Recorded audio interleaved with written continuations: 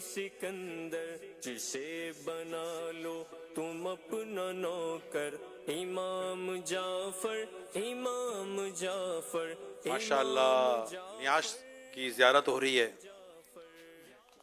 کچھ ارشاد فرمائیں گے حضور؟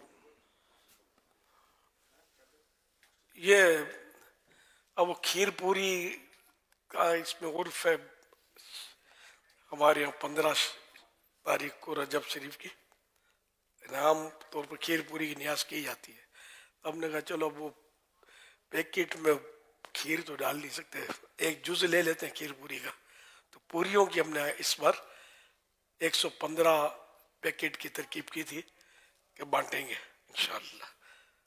بانٹنی شروع کر دی. سادات کرام سے میں تو شروع کرتا ہوں کوشش کر کے، تو سادات کرام کو تو کل ہی پیش کر دی تھی.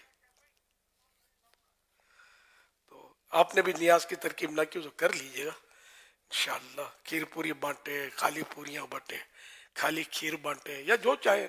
ایصال ثواب کے لیے کوئی کھیر پوری شرط نہیں ہے، نہ اس کی کوئی ڈیٹ شرط ہے کہ 15 رجب ہی کو کریں گے، اس کے آگے پیچھے نہیں کر سکتے.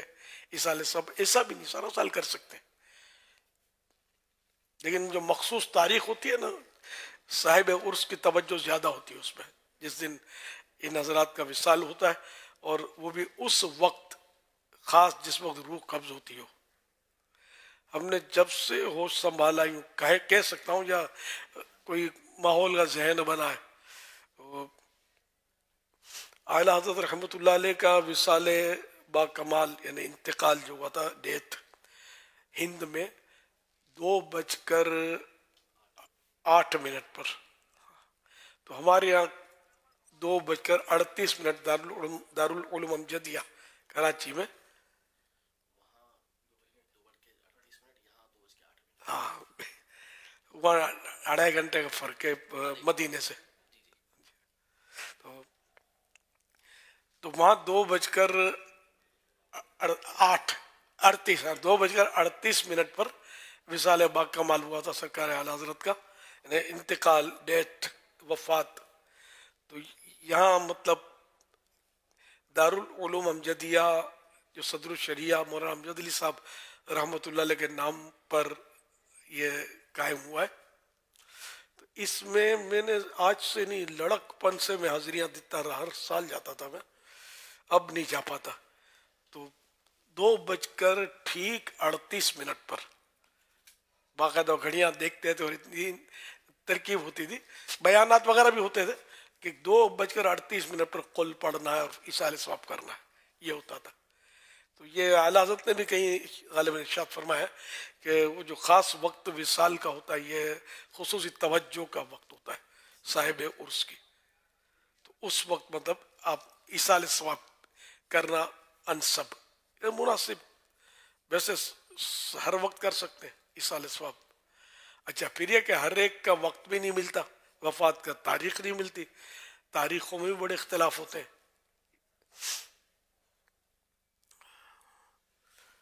صلو علی الحبیب صلی اللہ علیہ محمد.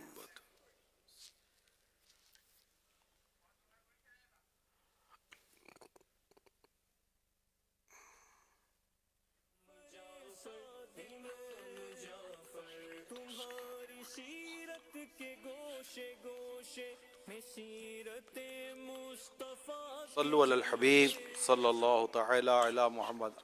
آج سیدنا امام جعفر صادق رحمۃ اللہ تعالیٰ علیہ کا ہم عرس منا رہے ہیں. تو جیسا ابھی میں نے بیان کیا، تو چونکہ بیان ابھی آگے نہیں گیا، تو میں چاہ رہا تھا کہ اس کو اگر تھوڑا سا ہم کنٹینیو کر لیں، کہ اب جیسے ہم ان کی باتیں سنتے ہیں، ان کی نصیحتیں سنتے ہیں، اچھی لگ رہی ہوتی ہیں، لیکن ہم اپنے اندر ان کی سیرت پر عمل کرتا ہوا نہیں پا رہے ہوتے. ماشاءاللہ نیاز بھی گھروں میں ہوئی ہوگی، لیکن اب نیاز ہوئی، اب نیاز کے ساتھ نماز ہوئی مغرب اور عشاء کی. تو یہ ساری چیزیں جو ہمارے عمل کے ساتھ متعلق ہیں، تو یہ محبت اہل بیت، محبت صحابہ، ان کے ساتھ ساتھ ہمیں جو یہ عمل کا جو کیفیت ہے، عمل میں جو کمزوری آ جاتی ہے، اس کو دور کرنے کا حضور کو حل ارشاد فرمائیے. ہاں میں تو زمانے سے مطلب جب مسجدوں میں میرے بیان ہوتے تھے نا دعوت اسلامی کا، وہ دور، تو اس وقت بھی میں نے مطلب یہ کہتا تھا کہ دیکھو نیاز تو معمولات اہل سنت میں سے تو کرنا ہے، لیکن ہم نیازی ضرور ہیں، وہ پہلے نمازی ہیں. نماز فرض ہے, نیاز مستحب ہے. نیاز نہ کرو گناہ نہیں ہے, نماز نہ پڑھو گناہ ہے. اور جتنے اولیاء کرام کے ہم ایصال ثواب نیاز کرتے ہیں تو سب کے سب وہ نماز پڑھتے بھی تھے اور نماز کی دعوت بھی دیتے تھے.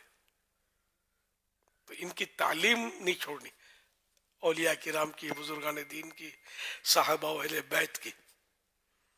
تو واقعی یعنی کہ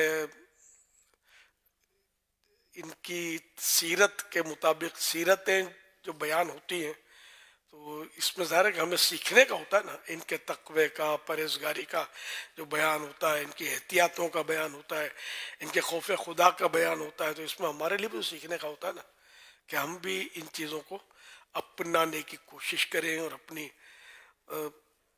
حسب طاقت, حسب توفیق ان پر عمل کریں.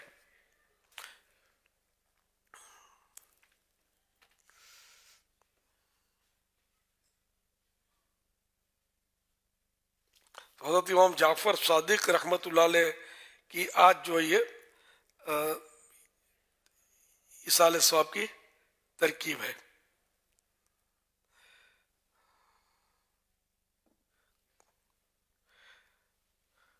خوش اخلاقی امام جعفر صادق رحمۃ اللہ علیہ کی طبیعت کا حصہ تھی, جس کی وجہ سے مبارک لبوں پر مسکراہٹ سجی رہتی.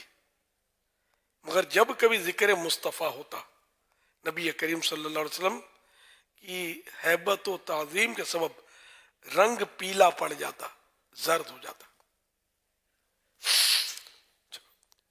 کبھی بھی بے وضو حدیث بیان نہ فرماتے,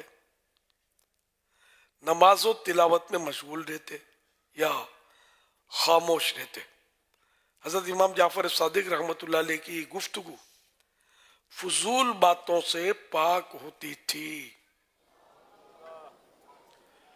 تو ایسے تھے ہمارے امام جعفر صادق رحمۃ اللہ علیہ. تو یہ بھی تو ان میں سے بھی تو کچھ لینا ہے نا, ہمیں اپنی سیرت میں شامل کرنا ہے اور اپنانا ہے ان کو.